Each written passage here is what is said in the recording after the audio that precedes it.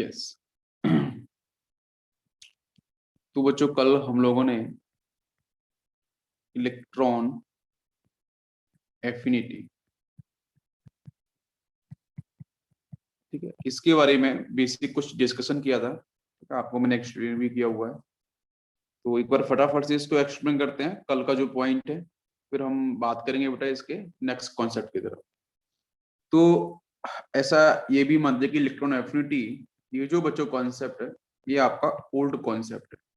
ठीक है, और इसको बच्चों, और ये आपका बिल्कुल ओल्ड कॉन्सेप्ट, आपका थियोरेटिकल कॉन्सेप्ट है। और इसके बाद बच्चों जो अभी न्यू मेथड है, जिसको अपन बोल सकते हैं इलेक्ट्रॉन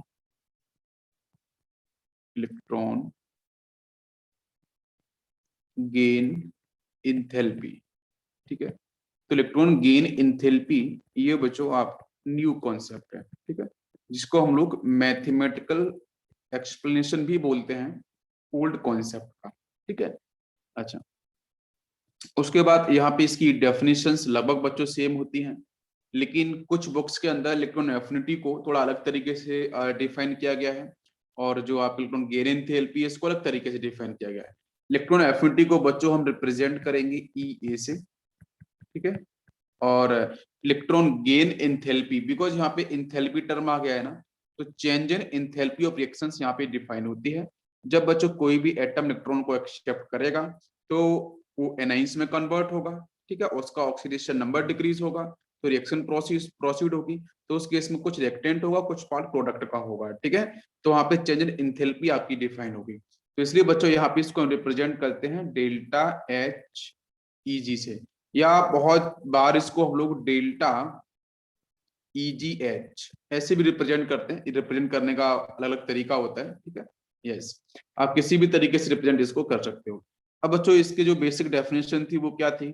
जो हम ओल्ड कॉन्सेप्ट की बात करते हैं, इलेक्ट्रॉन एफिनिटी की बात करते हैं, तो देखो डिफरेंट बुक्स में डिफरेंट तरीके से एक्सप्लेन किया गया है, लेकिन कल जो मैंने बताया था आप उसी को ध्यान रखो। ठीक है, जो डिफरेंट बुक्स के अकॉर्डिंग बात करते हैं, तो कुछ डिफरेंट बुक्स हैं जिसमें इलेक्ट्रॉन एफिनिटी को डिफाइन किया गया है कि the energy released when an electron is added to outermost orbit. ठीक है,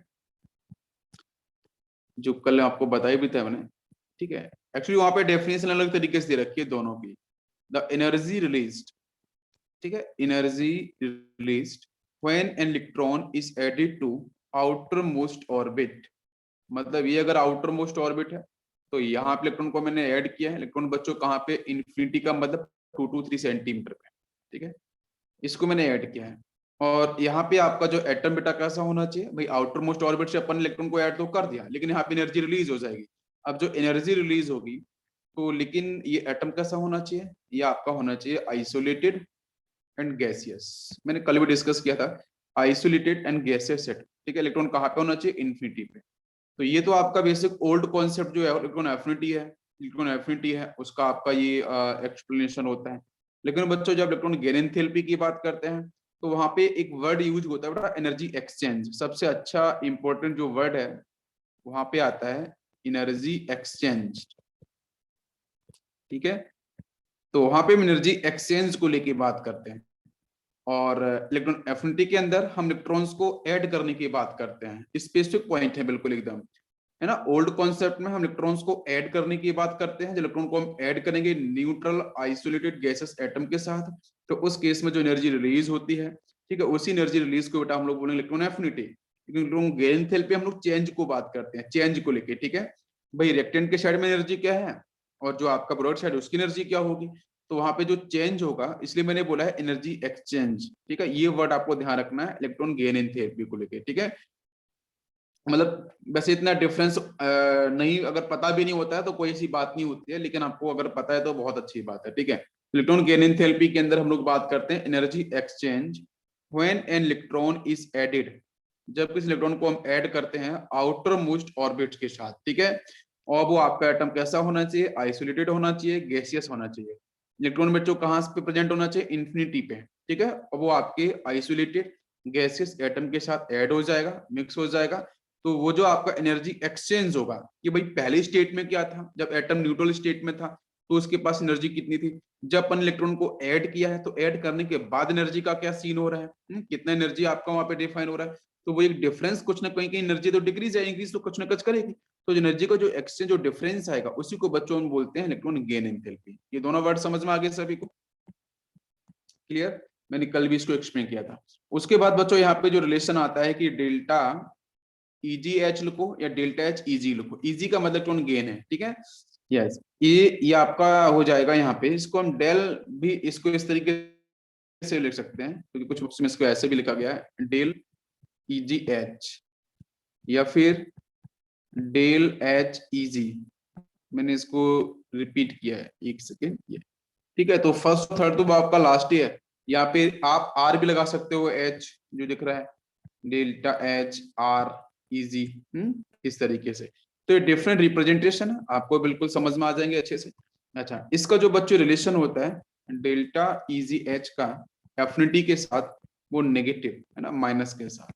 ये रिलेशन थोड़ा आपको ध्यान रखना है, ठीक है, ये आपके लिए important. Electron delta S EG electron gain enthalpy is equal to negative में आपका इलेक्ट्रॉन एफिनिटी, ठीक है। जहां पे हम बात करते हैं कि बेटा इलेक्ट्रॉन एफिनिटी नेगेटिव, तो मुझे बताओ डेल्टा ईजी एच की वैल्यू क्या हो जाएगी बच्चों, पॉजिटिव। और delta S easy will define कि प्रोसेस बच्चों क्या होगा, एंडोथर्मिक, ठीक है। और एंडोथर्मिक प्रोसेस के लिए इलेक्ट्रॉन एफिनिटी की वैल्यू बच्चों नेगेटिव ही होती है, ठीक है। यस, सेकंड, ये तो फर्स्ट हो गया। सेकंड अपन अगर बात करते हैं इलेक्ट्रॉन एफिनिटी, अगर बच्चों पॉजिटिव डिफाइन की गई है तो आपका जो डेल्टा ईजी एच की जो वैल्यू होगी वो आपकी हो जाएगी यहाँ पे नेगेटिव, मतलब प्रोसेस विल बी एक्सोथर्मिक। तो ये रिलेशन थोड़ा आपको समझ में रहना चाहिए बहुत अच्छे से, है ना।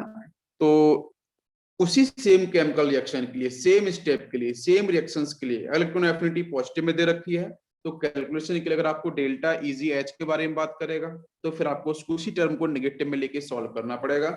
अगर बच्चों, और ये बात ध्यान रखना, इलेक्ट्रॉन एफिनिटी अगर पॉजिटिव में होता है तो इलेक्ट्रॉन एफिनिटी डिसाइड नहीं करेगा बेटा कि प्रोसेस हमारा एक्सोथर्मिक है एंडोथर्मिक है, बिकॉज एक्सो और एंडोथर्मिक बच्चों मैथमेटिकल कॉन्सेप्ट है। तो मैथमेटिकल कॉन्सेप्ट के लिए बच्चों डेल्टा ईजी एच को हम इसलिए लेके आए हैं, ठीक है, ये न्यू कॉन्सेप्ट है, ठीक है।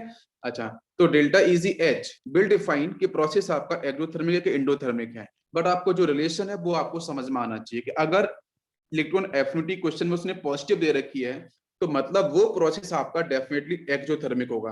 अगर इलेक्ट्रॉन एफिनिटी बच्चों नेगेटिव दे रखी है तो वो प्रोसेस आपका कैसा होगा, एंडोथर्मिक होगा।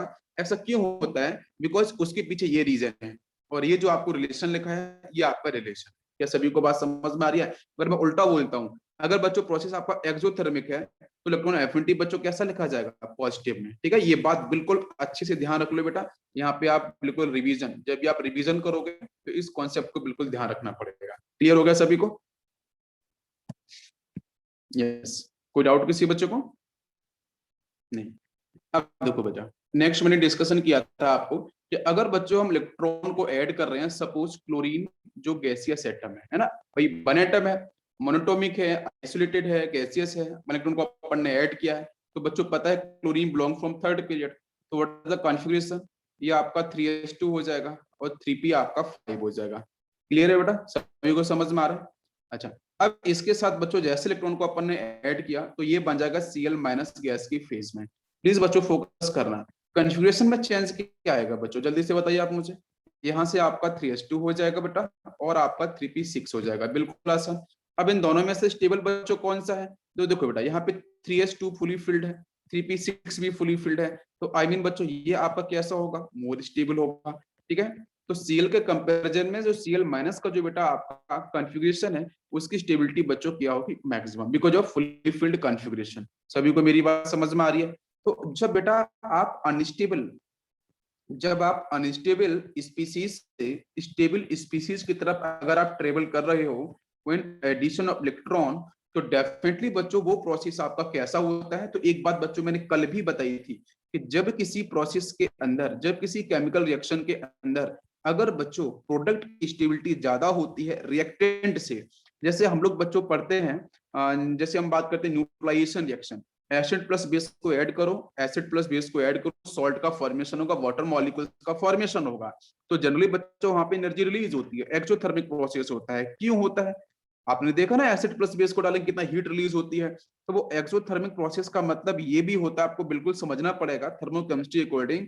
सर जो प्रोडक्ट की स्टेबिलिटी होगी वो ज्यादा होगी, reaction always moves in forward direction according to LC principle. LC principle यही बोलता है, ली चैटेरियर प्रिंसिपल इक्विलिब्रियम का, कि जिधर बेटा जिसकी स्टेबिलिटी ज्यादा होगा, रिएक्टेंट बेटा रिएक्शन जो होगा वो उधर ही मूव करेगा, और जो वो एक्स्ट्रा एनर्जी होगी उसको वो रिलीज करेगा। 13.6 किलोजूल समथिंग एनर्जी बच्चों रिलीज होती है HCl प्लस NaOH के एडिशन के साथ। तो ये बात समझ में आनी चाहिए कि अगर बच्चों रिएक्टेंट की स्टेबिलिटी ज्यादा होगी तो रिएक्शन बच्चों फिर से बैकवर्ड शिफ्ट हो जाएगा।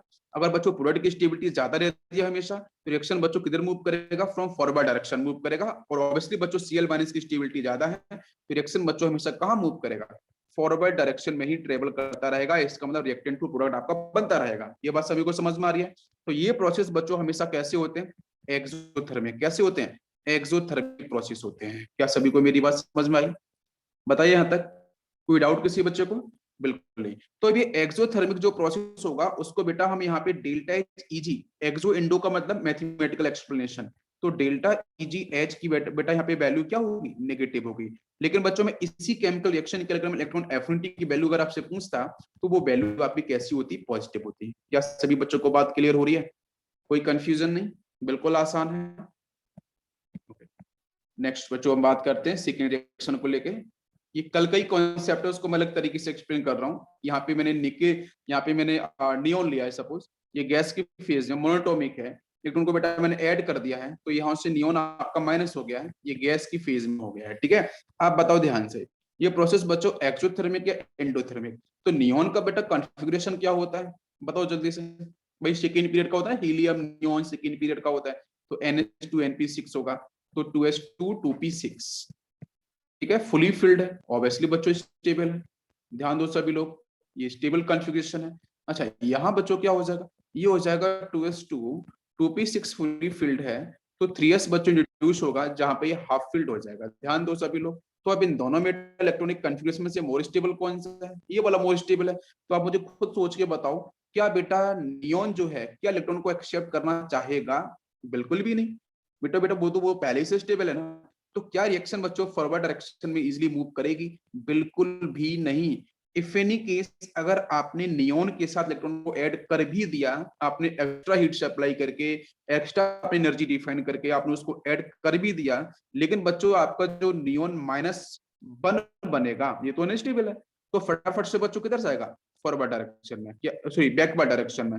इसका मतलब यहाँ पे आपका जो रिएक्शन है बेटा, वो प्रोडक्ट से रिएक्टेंट के साइड में ही मूव करेगा, बिकॉज दुनिया में हर एक चीज स्टेबिलिटी की तरफ भाग रही है। चाहे मैं हूं, चाहे आप हो, चाहे कोई भी चीज हो, हर कोई स्टेबिलिटी की तरफ ही भाग रही है। तो बच्चों हमारे जो एलिमेंट हैं, स्पीसीज हैं, वो बच्चों आपकी स्टेबिलिटी की तरफ ही शिफ्ट हो रहे हैं, एनर्जी को मिनिमाइज कर रहे हैं, अपनी स्टेबिलिटी को मैक्सिमम डिफाइन कर रहे हैं with the help of strong force of attraction. सभी को बात समझ में आ गई? कोई डाउट यहाँ पे? यस। तो अब जल्दी से बच्चों बता दो, प्रोसेस के बारे में बात कर लेते हैं। तो डेल्टा ईजी एच या डेल्टा एच इजी लिख लो, आपको लिखने का तरीका है। हाँ कैसा होगा बच्चों? पॉजिटिव। बिकॉज बच्चों प्रोडक्ट जो यहाँ पे है ना वो अनस्टेबल है। ऑब्वियसली बेटा प्रोडक्ट आपका यहाँ पे अनस्टेबल है। अगर बच्चों प्रोडक्ट अनस्टेबल होता है ना, तो वहां पे जो डेल्टा एच बच्चों कैसा होगा? पॉजिटिव होगा, मतलब प्रोसेस विल बी इंडोथर्मिक। और आपको पता भी चल रहा है ना कि सर यहाँ पे जो हीट है ना, ये जो इलेक्ट्रॉन को अगर अपना ऐड करेंगे इस स्टेबल कॉन्फ़िगरेशन के साथ, बहुत तकलीफ होने वाली है ना। भाई ये स्टेबल है, क्यों लेना चाहेगा इलेक्ट्रॉन? भाई नहीं लेना चाहेगा ना। समझ में आ रहा है? तो ऑब्वियसली स्टेबल है, आपको एक्स्ट्रा एनर्जी सप्लाई करनी ही पड़ेगी, तब इलेक्ट्रॉन जाके बच्चों नियोन के साथ ऐड होगा, रिएक्शन तब जाएगी फॉरवर्ड डायरेक्शन के अंदर। लेकिन नेचुरली क्या होगा? रिएक्शन बैकवर्ड फिर से शिफ्ट हो जाएगी। ये सभी को बात समझ में आ गई? कोई कंफ्यूजन किसी बच्चे को? क्लियर? तो यहाँ पे आपका इलेक्ट्रॉन एफिनिटी क्या हो जाएगा? वो बच्चों आपका नेगेटिव हो जाएगा। ठीक, किसी को यहाँ प्रॉब्लम? यस। नेक्स्ट बच्चों पॉइंट लेते हैं नोट। एक छोटा सा नोट समझते हैं फर्स्ट पॉइंट को लेके, कि डेल्टा ईजी एच या एच इजी लिख लो, ठीक है, कैन बी पॉजिटिव, नेगेटिव और 0, ठीक है। यस, इसके बाद सेकेंड पॉइंट की बात करते हैं, इसको आप 1 लिख लो, ये फर्स्ट प्रोसेस कर लेते हैं। सेकेंड बेटा बात करते हैं delta EgH2 are always positive, always positive, ठीक है। मैंने कल आपको इसके बारे में डिस्कशन किया था कि जो बेटा सबसे फर्स्ट जो इलेक्ट्रॉन गेन एंथैल्पी की वैल्यू होती है वो पॉजिटिव भी हो सकती है, नेगेटिव भी हो सकती है और 0 भी हो सकती है। अभी थोड़ी देर पहले अपन लोगों ने देखा कि नियॉन के साथ बच्चों के इलेक्ट्रॉन को हम ऐड कर रहे थे, तो देखो प्रोसेस क्या हुआ था। और जब मैंने, हाँ प्रोसेस क्या हुआ था, एंडोथर्मिक हुआ था। और जब बेटा हम लोगों ने क्लोरीन के साथ इलेक्ट्रॉन को जोड़ा तो डेल्टा Eg की वैल्यू आपकी निगेटिव भी आ रही थी। मेरी बात समझ में आ रही है? तो ये वैल्यू आपकी पॉजिटिव भी होती है, नेगेटिव भी होती है और बच्चों 0 भी होती है, लेकिन कौन सी? इलेक्ट्रॉन गेन एंथैल्पी फर्स्ट, ठीक।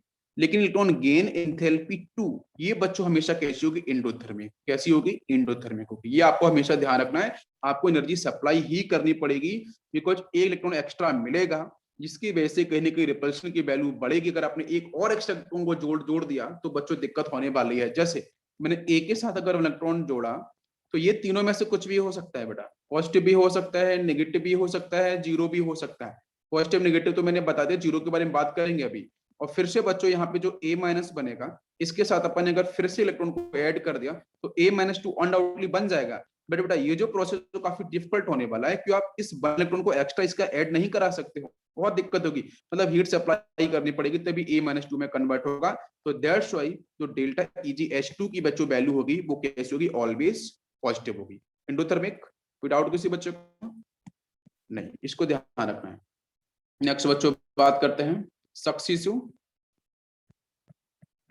ठीक है, डेल्टा EgH को लिखिए, ठीक है। इलेक्ट्रॉन गेन एंथैल्पी, मेटा बन के इलेक्ट्रॉन को लेके आया, ये ऑक्सीजन एटम है, गैस की फेज में है, ठीक है, O-2 में बनेगा।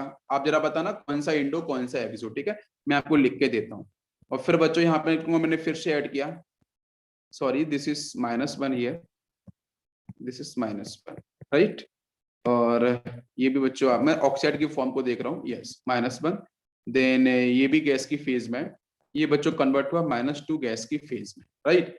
अच्छा, इसका रिजल्टेंट भी अपन लोग निकालेंगे। लेकिन आप मुझे बताओ कि ये फर्स्ट और सेकंड स्टेप है, ये बेटा ये फर्स्ट स्टेप है, ये सेकंड स्टेप है।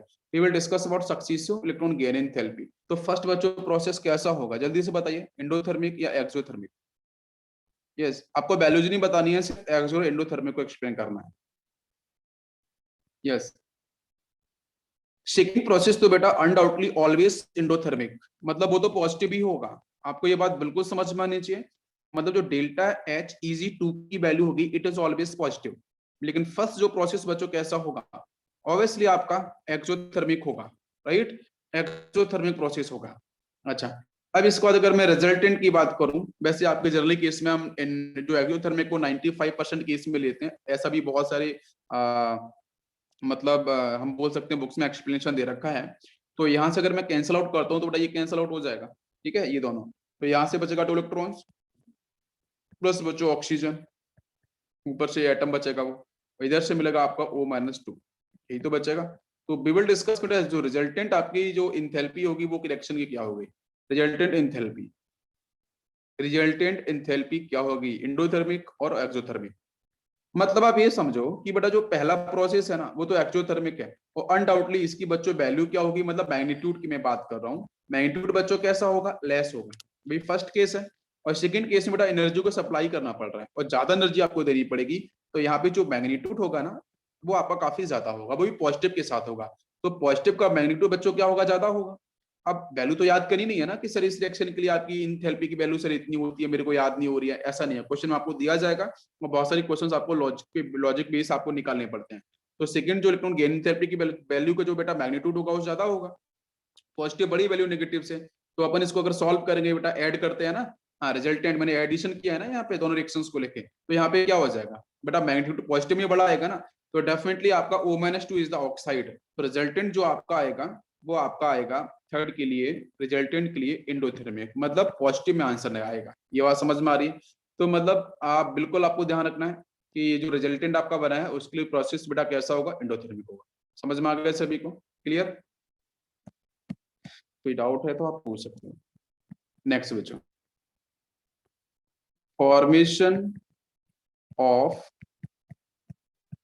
Polyvalent anions, polyvalent anions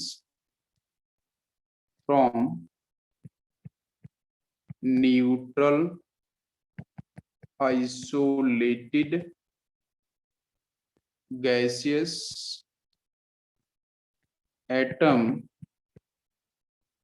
is always an endothermic process, is always endothermic process।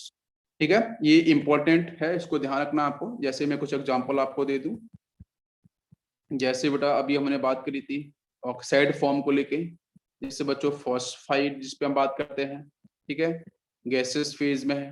ये सबका नाइट्राइड N-3 ये गैस की फेज में है। ये कुछ इस तरीके से, तो आपको ये बात बिल्कुल ध्यान रखनी है, आपको हर बार सॉल्व करके नहीं देखना है, आपको बिल्कुल याद आना चाहिए। बेटा मैंने बात करी कि फॉर्मेशन ऑफ पॉलीवैलेंट, पॉली का मतलब होता है मैनी, वैलेंट का मतलब बेटा बैलेंसी, ठीक है। पॉलीवैलेंट एनाइंस आपको मिल रहे हैं नीचे, from neutral isolated gaseous atom is always an endothermic process। क्योंकि बेटा यहाँ तो मैंने सेकेंड आयनाइजेशन थेरेपी का मैग्नीट्यूड बड़ा हो जाएगा। यहाँ तो बच्चों तीन तीन इलेक्ट्रॉन है, एक फॉस्फोरस होगा, इलेक्ट्रॉन जोड़ेंगे P-1 बनेगा, P- बन के फिर इलेक्ट्रॉन जोड़ेंगे P-2 बनेगा, ऑलवेज एंडोथर्मिक। थर्ड वाला तो सबसे तगड़ा एंडोथर्मिक होगा, तो पॉजिटिव के मैग्नीट्यूड की वैल्यू सबसे बड़ी होने वाली है। ये बात समझ में आ रही है? तो that's why always endothermic process. और N-3 this is also endothermic process. तो डायरेक्टली आपको याद होना चाहिए और डायरेक्टली आपको समझ में आना चाहिए। क्लियर? चलो आप यहाँ पे रिएक्शन को देख लो। इलेक्ट्रॉन के साथ बच्चों मैंने वही N नाइट्रोजन एटम लिया है गैस की फेज में, तो पहले बना N-1 step first. Step second की बात करते हैं तो N-2, फिर से बचा इलेक्ट्रॉन प्लस N-2, इससे बटा बन गया N-3। टोटल आपकी 3 स्टेप्स हो गई हैं। मैं रिजल्टेंट के बारे में बात करूं, आप बता सकते हो। तो देखो बेटा नाइट्रोजन का कॉन्फ़िगरेशन क्या होता है, ये बटा सेकंड पीरियड का एलिमेंट है, तो यहाँ पे हो जाएगा आपका 2s2 2p3। I mean it is half field ना, 2p इज हाफ फील्ड, तो this is a stable configuration. ठीक है, this is a stable configuration. तो बेटा यहाँ पे कॉन्फ़िगरेशन में क्या चेंज होगा, ये हो जाएगा आपका 2s2 2p4 हो जाएगा। ठीक है, इसका मतलब बेटा ये हो गया आपका अनस्टेबल कॉन्फ़िगरेशन। सभी को बात समझ में आ रही है? अरे कोई डाउट? तो बेटा फर्स्ट स्टेप बताओ जल्दी से, डेल्टा EgH1 इसकी वैल्यू बच्चों क्या होगी, बताओ जल्दी से। एक्सोथर्मिक एंडोथर्मिक, ऑब्वियसली बेटा प्रोडक्ट अनस्टेबल है, रिएक्टेंट स्टेबल है, तो एक्सो थोड़ी नहीं हो सकता, इंडो ही हो सकता है। Yes it is positive value endothermic. Second step के बच्चों बात करो, ये ऑलवेज पॉजिटिव एंडोथर्मिक। तीसरी स्टेप तो बच्चों वैसे भी एंडोथर्मिक ही होने वाली है, बिकॉज आपको एक्स्ट्रा एनर्जी सप्लाई करनी पड़ेगी उस इंटर इलेक्ट्रॉनिक रिपल्शन को मिनिमाइज करने के लिए, तभी इलेक्ट्रॉन बच्चों ऐड हो पाएगा। तो अपन सॉल्व करें, इसको ऐड करें तो ये वैल्यूज बच्चों इससे कैंसिल हो जाएंगे, आयंस यहाँ से मिलेंगे टोटल 3 इलेक्ट्रॉन्स, इन सबको ऐड करेंगे, प्लस यहाँ से मिलेगा नाइट्रोजन गैसियस एटम, और यहाँ से बच्चों मिलेगा N-3 गैस। तो रिजल्टेंट बच्चों इस केमिकल रिएक्शन के लिए जो डेल्टा H की वैल्यू आएगी, हम तीनों को ऐड करेंगे, delta H Eg1 plus delta H Eg2 plus delta H Eg3, तीनों को ऐड करेंगे, पॉजिटिव का मैग्नीट्यूड बड़ा है, तो बेटा देखो ये पॉजिटिव में ही निकल के आ गई। क्या सभी को मेरी बात समझ में आ गई? कोई कंफ्यूजन किसी बच्चे को? यस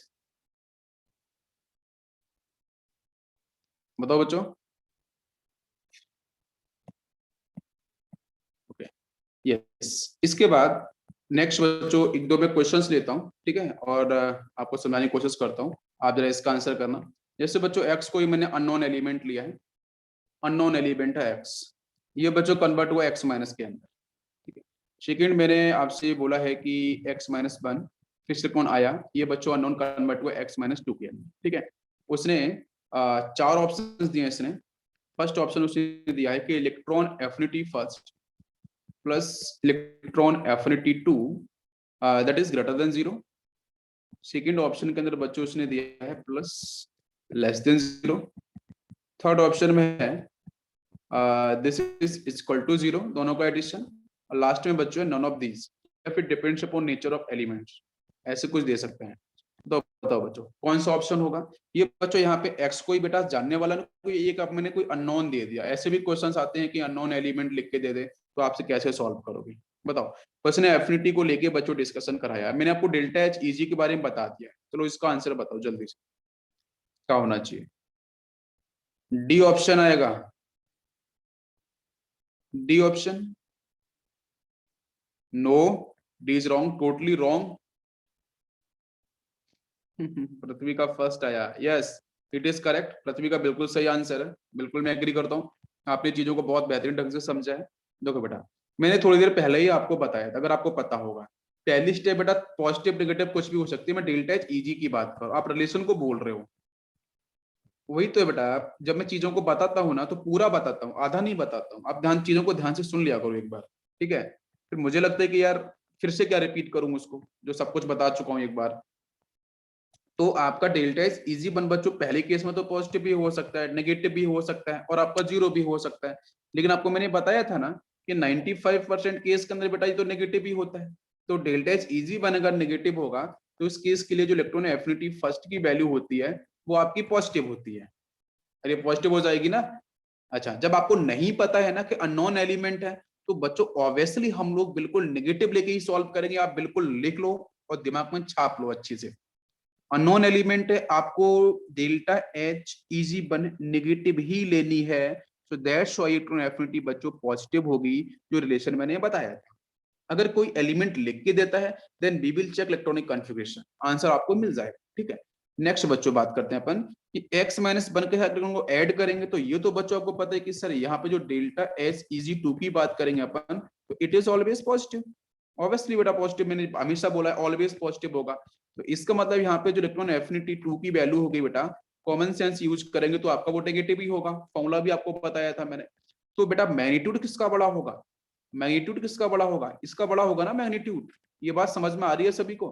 मैग्नीट्यूड बच्चों यहाँ पे मैग्नीट्यूड बड़ा होगा। अरे बताओ सभी लोग, किसी को कंफ्यूजन है?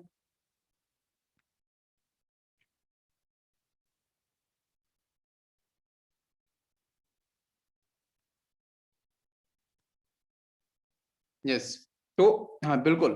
अब यहाँ पे अगर इसका मैग्नीट्यूड बड़ा होगा, बिकॉज बच्चों देखो पहली स्टेप तो आसान है, वो वहां पे आपका एक्सोथर्मिक प्रोसेस है, तो इलेक्ट्रॉन एफिनिटी की वैल्यू आपके पॉजिटिव है, ठीक। लेकिन जो सेकेंड प्रोसेस होगा, इसे मैं सपोज मान लेता हूँ कि सेकेंड वाले का मैग्नीट्यूड बड़ा है, तो बच्चों में लिखा है माइनस में 12, सपोज लिख लिया मैंने -12 इलेक्ट्रॉन वोल्ट, बड़ा मैग्नीट्यूड है 12 लिख लिया मैंने। फर्स्ट वाले का बच्चों एफिनिटी मैंने सपोज लिख लिया, यहाँ पे पॉजिटिव में लिखना पड़ेगा, यस पॉजिटिव में छोटा मैग्नीट्यूड मतलब 10 ले लो, 11 आप 11 ले लो, 10 ले लो, 9 ले लो, वट जो भी आप नंबर ले रहे हो, मैंने 10 ले लिया, 10 इलेक्ट्रॉन वोल्ट, ठीक है, क्लियर।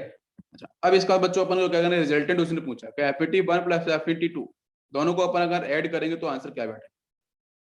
यस, तो पॉजिटिव नेगेटिव का मैग्नीट्यूड बड़ा हो गया है, मतलब वैल्यू नेगेटिव में आएगी, और नेगेटिव आने का मतलब जीरो, जीरो से कम, जीरो से कम का मतलब second option will be correct. कितने बच्चों का आंसर सेकंड आया? बताओ बेटा जल्दी से, सेकंड ऑप्शन कितने बच्चों का आंसर? चलो नेक्स्ट क्वेश्चन लेते हैं।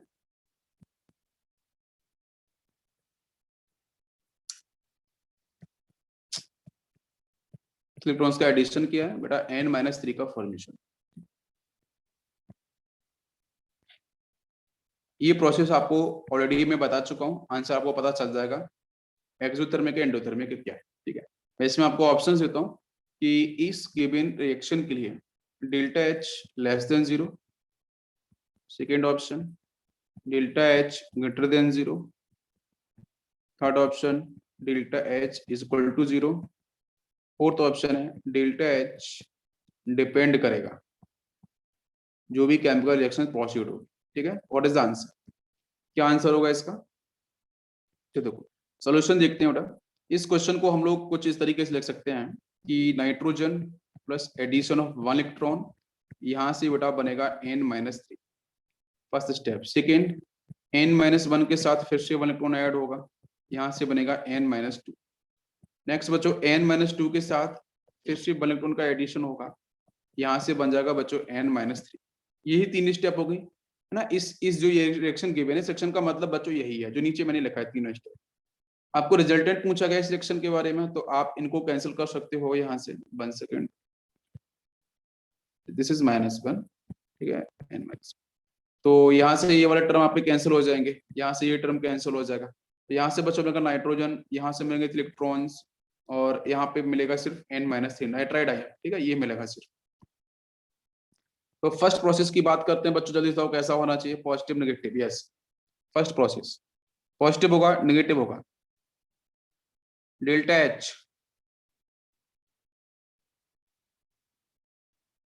यस, अभी आपको बता चुका हूं मैं अच्छे से, ठीक है, यस, स्टेबल होता है नाइट्रोजन ऑलरेडी, ठीक है, तो एक्सो नहीं होगा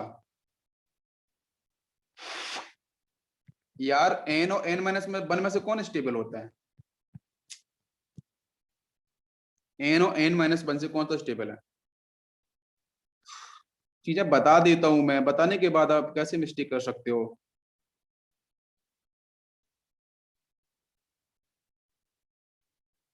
इलेक्ट्रॉनिक कंफ्यूजन बताया था ना बेटा, NH2 NP3 नाइट्रोजन का, n-1 का NH2 NP4, फिर स्टेबल कौन सा होगा, नाइट्रोजन स्टेबल होगा ना। तो हाउ कैन यू एक्सोथर्मिक, आप एक्सोथर्मिक कुछ बच्चे बोलते हैं, कुछ इंडोथर्मिक बोल देते हैं, कैसा, मतलब मुझे भी समझ नहीं आता, कोई एक आंसर होना चाहिए ना, परफेक्ट आंसर। यस, तो नाइट्रोजन इज मोर स्टेबल बेटा, तो रिएक्शन तो बेटा फॉरवर्ड जाएगी नहीं ना आसानी से, इलेक्ट्रॉन लेगा नहीं, वो तो अनस्टेबिलिटी शो करेगा, तो आपको एनर्जी देनी ही पड़ेगी, बैकवर्ड शिफ्ट, बिल्कुल सही, तो इट इज ए पॉजिटिव, बिल्कुल सही है। अच्छा, ये वाली वैल्यू बच्चों कैसी होगी बताइए आप मुझे, n-1 सेकंड स्टेप, एफिनिटी की बात नहीं कर रहा हूं मैं, हाँ हाँ, ये क्या होगा बताओ जल्दी से,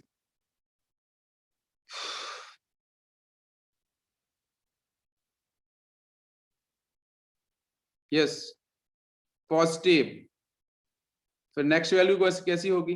अच्छा मुझे चलो ये छोड़ो, मुझे आप बताओ सीधा एफिनिटी का आंसर बताओ, तीनों को अगर मैं ऐड कर दूं, तीनों स्टेप की एफिनिटी, तो less than zero greater than zero, तीनों के अगर मैं एफिनिटी को ऐड करता हूं, E1, इसकी मैं E2, और यहाँ पे इसकी E3, तीनों को ऐड करता हूं तो वैल्यू क्या, greater than zero, less than zero, क्या आंसर होगा, लेस देन जीरो होगा, लेस देन जीरो होगा ना, यस, करेक्ट,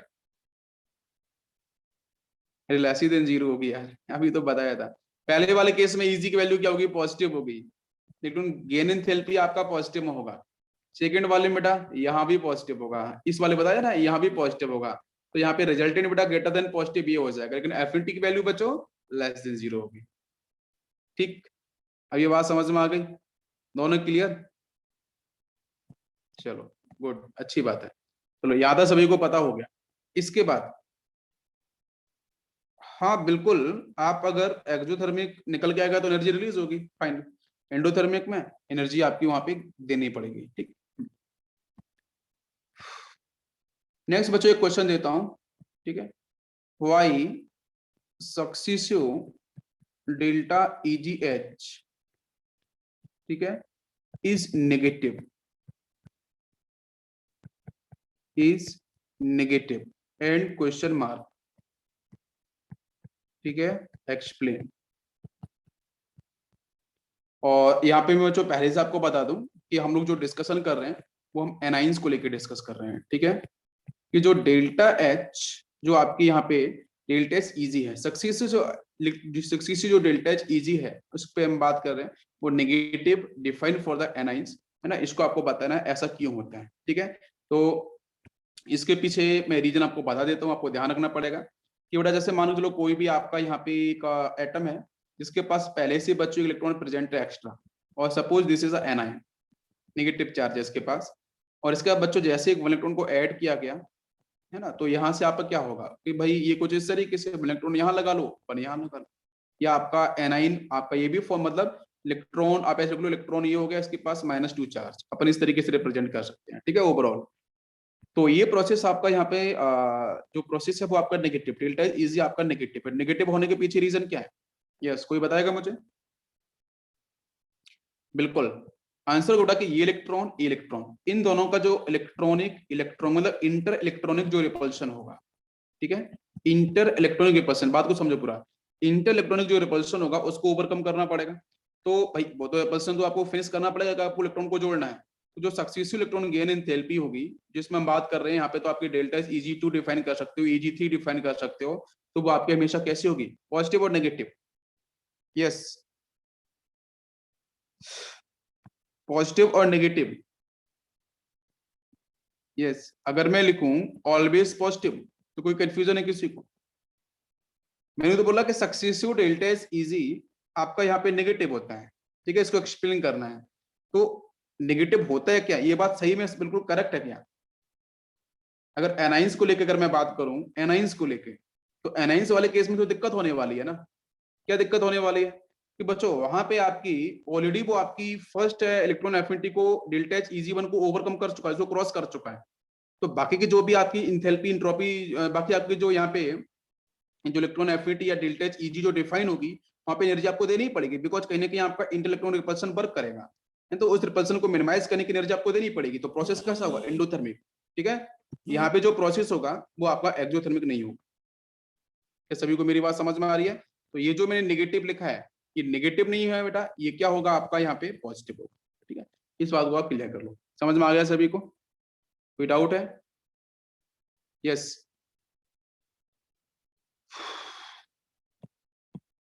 ओके। नेक्स्ट चलो मैं थोड़ा सा और डिस्कशन करता हूँ इसी के ऊपर। लो बॉर्न हाइबर साइकिल है, उसको मैं बाद में चलो एक्सप्लेन करता हूँ। अभी बॉर्न हाइबर साइकिल चलो बाद में पढ़ाता हूँ, ठीक है। इसको एक मैं क्वेश्चन और देता हूँ आपको, ठीक है, उसको जरा आप लोग एक बार घर से ट्राई करना। Formation of oxide, boron Haber cycle बताना जरूरी है, ठीक है, क्योंकि एक्चुअली एनर्जी इंथैल्पी वहीं से डिफाइन हो पाएगी। Formation of oxide is endothermic and formation of sodium plus gas from sodium solid, ठीक है, ये सॉलिड है, is also endothermic, ठीक है। so how much दो हम कंपाउंड बनाए थे, so how Na2O, ठीक है, सोडियम का मैंने कंपाउंड ले लिया, is formed stable, ठीक है। ये क्वेश्चन आपके लिए है, आप गूगल सर्च करो, विकिपीडिया सर्च करो, जो भी सर्च करो, ठीक है। इसका एक्सप्लेनेशन प्लीज बच्चों मुझे शेयर कर देना, ठीक है, ठीक है। वैसे ये क्वेश्चन बहुत आसान है, आप ट्राई करो एक बार जरूर, आपका एक्सप्लेनेशन मिलेगा, जो पढ़ाया मैंने उसी के ऊपर है, ठीक। Formation of oxides is endothermic and formation of sodium plus from sodium, ठीक है, वो भी आपका एंडोथर्मिक प्रोसेस है। तो how Na2O is formed stable, ठीक है। तो Na2O फॉर्म स्टेबल क्यों होता है, मतलब अगर वो दोनों के दोनों प्रोसेस बच्चों कैसे एंडोथर्मिक है, तो फिर ये, और आपको मैंने बताया कि Na2 अगर बेटा स्टेबल है तो वो किससे बनना है, सोडियम और ऑक्सीजन से ही बनना होगा। तो सोडियम ऑक्सीजन अगर बन रहा है तो ये प्रोसेस बेटा जो प्रोडक्ट है Na2 वो आपका स्टेबल है, और ये ऑब्वियसली स्टेबल ही है। स्टेबल है तो प्रोसेस आपका रिजल्टेंट कैसा होना चाहिए, एक्सोथर्मिक होना चाहिए। इसलिए आपको यहाँ पे इसके बारे में आपको करना है एक्सप्लेन। कर पाओगे सभी लोग? कोशिश करोगे एक बार? चलो नेक्स्ट बच्चों हम लोग बात करते हैं फैक्टर्स में। फैक्टर्स अफेक्टिंग इलेक्ट्रॉन एफिनिटी, ठीक है। एक छोटा सा क्वेश्चन मैंने आपको दिया है, प्लीज उसको आप लोग एक बार ट्राई करना, ठीक है। यस, फर्स्ट फैक्टर बच्चों आता है जेड इफेक्टिव, ठीक है। जेड इफेक्टिव की जब बच्चों बात करते हैं तो मुझे बताओ एफिनिटी की वैल्यू इंक्रीज और डिक्रीज। जेड इफेक्टिव का मतलब बेटा फोर्स ऑफ अट्रैक्शन, आप इसको ध्यान देना। यस, बताओ बच्चों आंसर क्या होगा? जेड इफेक्टिव इंक्रीज करेगा तो डेल्टा इजी एच या डेल्टा एच इजी, ये बच्चों क्या होगा, ये भी इंक्रीज करेगा। और अगर इसकी वैल्यू इंक्रीज करेगी तो ये नेगेटिव में इंक्रीज करेगा, ठीक है। तो मोर नेगेटिव वैल्यू आपको देखने को मिलेगी, मोर नेगेटिव वैल्यू। तो डेफिनेटली बच्चों यहाँ पे जो डेल्टा इजी एच होगा या डेल्टा एच इजी होगा, it is directly proportional to Z effect, directly proportional to Z effect, ठीक है। आप इसको ऐसे भी समझ लो कि जहां बच्चों फोर्स ऑफ अट्रैक्शन मैक्सिमम है, ठीक है, किसी भी एटम के पास, तो सामने से आने वाले इलेक्ट्रॉन्स को क्या आपको एनर्जी देनी पड़ेगी? नहीं, वो एटम आराम से बेटा क्या हो जाएगा, एक्सटेप हो जाएगा। जैसे आपको पता है ना, fluorine, chlorine, bromine, iodine, nitrogen, oxygen, इन सबकी इलेक्ट्रोनेगेटिविटी काफी अच्छी होती है। इलेक्ट्रोनेगेटिविटी का मतलब बच्चों क्या होता है, फोर्स ऑफ अट्रैक्शन। इलेक्ट्रोनेगेटिविटी का मतलब फोर्स ऑफ अट्रैक्शन, यहाँ प्रोटॉन डोमिनेट करते हैं, जेड इफेक्टिव डोमिनेट करता है। तो कहीं ना कहीं न्यूक्लियस के पास बच्चों पावर ज्यादा है, तो सामने से आने वाले इलेक्ट्रॉन्स को इजीली एक्सेप्ट कर लेगा। समझ में आ गया? क्लियर है? तो आराम से एक्सेप्ट करेगा तो एनर्जी देने वाली बात तो रही नहीं ना, वो तो ऑटोमेटिक प्रोसीड हो गया। बच्चों बात क्लियर हो रही है? बताइए सभी लोग। यस, तो डेल्टा एच ईजी की बेटा वैल्यू यहाँ पे क्या होगी, मोर नेगेटिव हो जाएगी। तो ये आपका क्या होगा, डायरेक्टली प्रोपोर्शनल। मतलब अगर आपका डेल्टा एच जेड इफेक्टिव जहां पे जितना ज्यादा होगा, जेड इफेक्टिव जहां पे जितना ज्यादा होगा, वहां बच्चों इलेक्ट्रॉन एफिनिटी की जो वैल्यू होती है वो ज्यादा होगी। लेकिन मैं डेल्टा एच ईजी के साथ बात करूं तो ये भी वैल्यू क्या होगी आपकी, ज्यादा होगी। लेकिन ज्यादा होने का मतलब बच्चों क्या है, मोर नेगेटिव वैल्यू। ऐसा नहीं पॉजिटिव नहीं, मोर नेगेटिव वैल्यू। एफिनिटी बच्चों हम पॉजिटिव में डिफाइन कर सकते हैं, लेकिन ये वो रिलेशन तो आपका प्लस माइनस का होता है, लेकिन डेल्टा एच ईजी बेटा कैसा होगा, मोर नेगेटिव होगा। तो इसलिए बात करते हैं कि क्लोरीन की जो डेल्टा एच ईजी की वैल्यू होती है मोर नेगेटिव में आती है, लेकिन एफिनिटी वैल्यू बच्चों उसकी पॉजिटिव होती है क्लोरीन की। ठीक है, यस।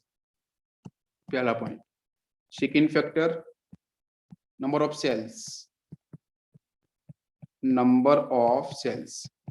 नंबर ऑफ सेल्स का बेटा जैसे नाम आएगा तो आपको एटॉमिक साइज पे जाना चाहिए, atomic size. Because number of shells top to bottom है, ये हम लोग बात कर रहे हैं, वहां साइज बच्चों डोमिनेट करता है। तो स्मॉल एन की वैल्यू बढ़ेगी, तो मतलब बच्चों एटम की जो रेडियस है, ठीक है, वो भी क्या करेगी, इंक्रीज करेगी। तो बेटा डेल्टा एच ईजी जो होगा उसकी वैल्यू डिक्रीज करेगी। ध्यान दो, अगर बच्चों यहाँ पे स्मॉल एन बढ़ेगा तो साइज बढ़ेगा। अब साइज बढ़ेगा तो साइज बढ़ने से क्या होगा बताओ।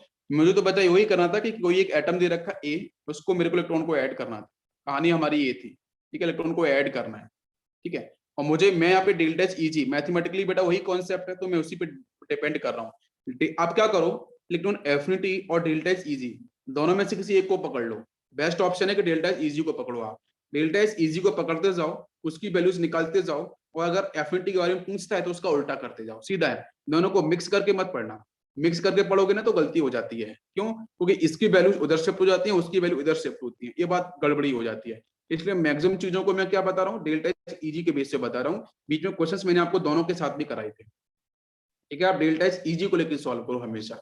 एफिनिटी की बात तो बनी जाएगी, बिकॉज एफिनिटी बच्चों थ्योरेटिकल कॉन्सेप्ट होता है और मैथमेटिकल यही होता है, तो क्वेश्चंस मैथमेटिकल कॉन्सेप्ट पे ही बच्चों पूछे जाएंगे। ठीक है, तो यहाँ पे अब रेडियस बच्चों साइज बड़ा होगा, जितना बड़ा साइज होगा तो डेल्टा एच ईजी की वैल्यू यहाँ पे क्या होगी, नेगेटिव। ठीक है, तो नेगेटिव नहीं, वैल्यूज यहाँ पे काफी क्या करेगी, डिक्रीज करेगी। और वैल्यू डिक्रीज करने का मतलब बच्चों क्या होगा, जितनी अधिक नेगेटिव में वैल्यू होगी तो एफिनिटी वैल्यू अच्छी होती है। ध्यान दो, मैं एक बात कर रहा हूँ यहाँ पे कि ये डेल्टा एच ईजी की वैल्यू बच्चों जितनी ज्यादा आपकी नेगेटिव में रहेगी उतना ही अच्छा रहेगा कि वो जो एटम होगा इजीली इलेक्ट्रॉन को एक्सेप्ट करेगा। अट्रैक्ट नहीं, अट्रैक्शन का मतलब इलेक्ट्रोनेगेटिविटी होता है, एक्सेप्ट करेगा, एक्सेप्टेंस का मतलब एफिनिटी होता है। ठीक है, एक्सेप्टेंस और अट्रैक्शन में डिफरेंस है। Attraction word use for electronegativity, acceptance word is use for affinity. तो ज्यादा अच्छा एक्सेप्टेंस बच्चों होगा अगर आपकी डेल्टा एच ईजी की वैल्यू जितनी ज्यादा नेगेटिव होगी। ये बात समझ में आ गई, क्लियर हो गया?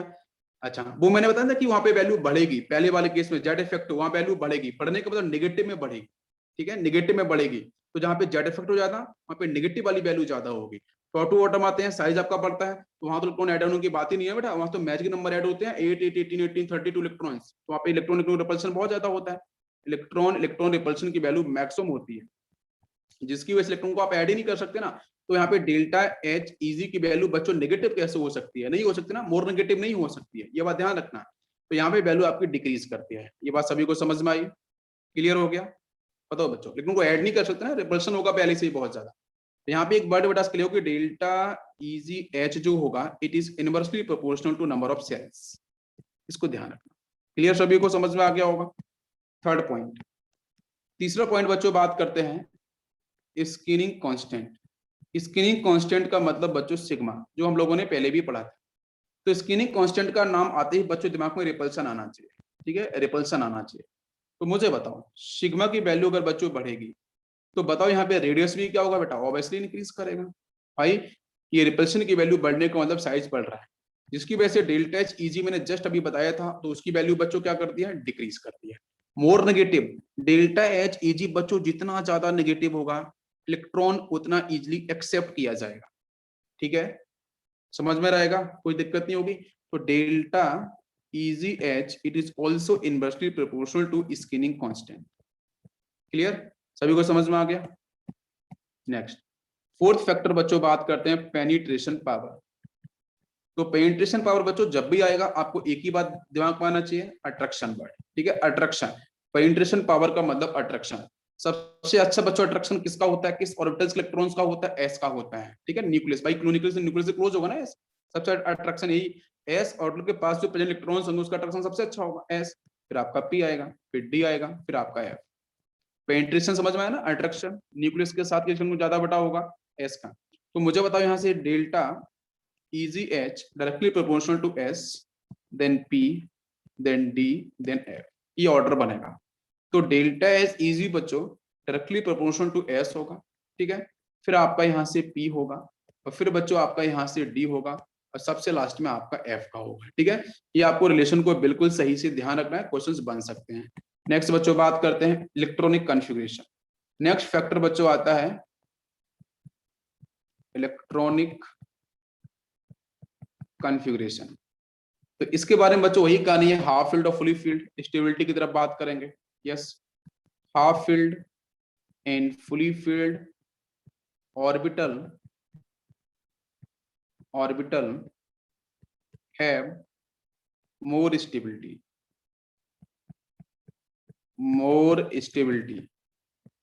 so then they have less tendency, ठीक है, टू एक्सेप्ट इलेक्ट्रॉन्स, ठीक है। तो ऑलरेडी बच्चों जो अगर वो स्टेबल है, हाफ फील्ड है, फुली फील्ड है, तो इनकी स्टेबिलिटी पहले से ही बेटा क्लियर हो रही है, तो इलेक्ट्रॉन को एक्सेप्ट क्यों करेंगे, बिल्कुल नहीं करेंगे, तो less tendency to accept the electrons. तो नाउ कम्स कि बेटा डेल्टा एच ईजी या डेल्टा एच ईजी या डेल्टा ईजी एच, बात एक ही है, तो यहाँ पे बेटा हाई होगी कि लो होगी, ऑब्वियसली बेटा लो होगी, इज वेरी लो। लो का मतलब बच्चों जीरो या फिर आपका पॉजिटिव, नेगेटिव नहीं होगा, ये बात आपको समझ में आ गई बहुत अच्छे से। या तो डेल्टा एच बच्चों यहाँ पे कैसा होगा, या तो आपका बहुत लो, लो का मतलब बच्चों जीरो या फिर आपका पॉजिटिव, जीरो या फिर पॉजिटिव, नेगेटिव नहीं हो सकता है अगर आपका ऑलरेडी स्टेबल कॉन्फ़िगरेशन हो। सभी को बात समझ में आ गई, भाई स्टेबल है तो अट्रैक्ट क्यों करना चाहेगा, कभी नहीं ना, बिल्कुल ध्यान रखना। नेक्स्ट बच्चों बात करते हैं, अब डेल्टा एच इजी समझ में आ गया, अब इसको थोड़ा सा मिक्सअप करके चलो बात करता हूँ पीरियड टेबल के अंदर। तो पहले बच्चों पॉइंट लेता हूं मैं along the period, along the period, ठीक है, कुछ क्वेश्चंस भी करेंगे यहाँ पे। पीरियड का मतलब भी बच्चों समझ में आता है कि हम लोग लेफ्ट टू राइट ट्रेवल करें। लेफ्ट टू राइट ट्रेवल करने का मतलब बच्चों जेड इफेक्टिव की वैल्यू क्या होती है, इंक्रीज होती है, मतलब अट्रैक्शन बढ़ेगा, समझ में आ रहा है। जेड इफेक्टिव बढ़ता है लेकिन जो सेल्स हैं वो तो बच्चों आपकी कैसी होती है, सेम होती है, ठीक है, स्मॉल एन की वैल्यू आपकी सेम होती है, जिसकी वजह से बेटा जो डेल्टा एच इजी होगा उसकी वैल्यू क्या करेगी, increase, because Z effective increase कर रहा है, तो डेल्टा एच इजी भी बच्चों क्या करेगा, इंक्रीज करेगा। इंक्रीज करने का मतलब बच्चों यहाँ पे क्या, मोर नेगेटिव वैल्यू विल ऑब्टेन, ठीक है, मोर नेगेटिव वैल्यू विल ऑब्टेन। तो यहाँ पे आपको जितनी अधिक नेगेटिव वैल्यू मिलेगी तो डेफिनेटली अराउंड द पीरियड हमेशा आपका जो इलेक्ट्रॉन एफिनिटी होगा उसकी वैल्यू बच्चों क्या होगी, मैक्सिमम ही होगी, लेकिन वो पॉजिटिव में मैक्सिमम होगी। लेकिन डेल्टा एस इजी बच्चों कैसा होगा, वो नेगेटिव में उसका मैग्नीट्यूड मैक्सिमम होगा। क्लियर हुआ सभी को? यस, जैसे एग्जांपल मैं लेता हूँ बेटा, यहाँ पे पीरियड 1 हाइड्रोजन और हीलियम, बताओ हाइड्रोजन हीलियम, बताओ जल्दी से आंसर। डिफरेंट एलिमेंट हैं, कॉन्फ़िगरेशन फॉलो कर सकते हो, 1s1, इसका हो जाएगा 1s2, बताओ बच्चों जल्दी से क्या होना चाहिए, दोनों में से स्टेबल कौन configuration, 1s2 is fully filled, तो definitely this is stable configuration. बताओ बच्चों क्या आंसर होगा, पहले मुझे बताओ डेल्टा EGH दोनों में से नेगेटिव किसका अच्छा होगा, कौन सी वैल्यू आपकी नेगेटिव होगी, इसकी नेगेटिव नहीं हो सकती बेटा, हीलियम की, क्यों, हीलियम तो बच्चों पहले से स्टेबल है, इलेक्ट्रॉन लेना नहीं चाहेगा ना तो उसकी वैल्यू पॉजिटिव या जीरो होगी, मतलब इसके दो ही चांसेस हैं, या तो या वैल्यू इसकी पॉजिटिव हो या फिर इसकी वैल्यू आपकी जीरो हो जाए, दो ही वैल्यू हो सकती है। लेकिन जो हाइड्रोजन है बेटा इसकी वैल्यू नेगेटिव हो सकती है, क्यों, क्योंकि यहाँ पे आपका 1s1 है, हाफ फील्ड है, एक लेगा तो स्टेबल हो जाएगा, तो इसलिए इसकी जो वैल्यू आएगी वो आपकी नेगेटिव आएगी। क्या सभी को मेरी बात समझ में आ रही है, कोई कंफ्यूजन किसी बच्चे को? क्लियर, तो यहाँ पे इसकी वैल्यू लिख सकते हैं कि ये आपकी वैल्यू हो जाएगी पॉजिटिव। क्लियर सभी को? यस, समझ में आ रहा है बच्चों? कोई डाउट है यहाँ पे किसी को? तो बताओ जल्दी से। हाँ, कौन सा हमारी किसकी वैल्यू बच्चों अधिक होगी, किसकी वैल्यू आपकी अधिक होगी, हम अट्रैक्शन की बात कर रहे हैं, अट्रैक्शन मोर नेगेटिव की बात कर रहे हैं, ठीक है। तो किसकी वैल्यू बच्चों अधिक होगी, इसकी हाइड्रोजन की। ये बात समझ में आ गई। हाइड्रोजन की जो डेल्टा एच इजी की वैल्यू होगी, ये जो मैं पॉजिटिव लिख भी रहा हूं ना, ये पॉजिटिव होगा क्या, ये पॉजिटिव बच्चों बहुत क्लोज होगा ना।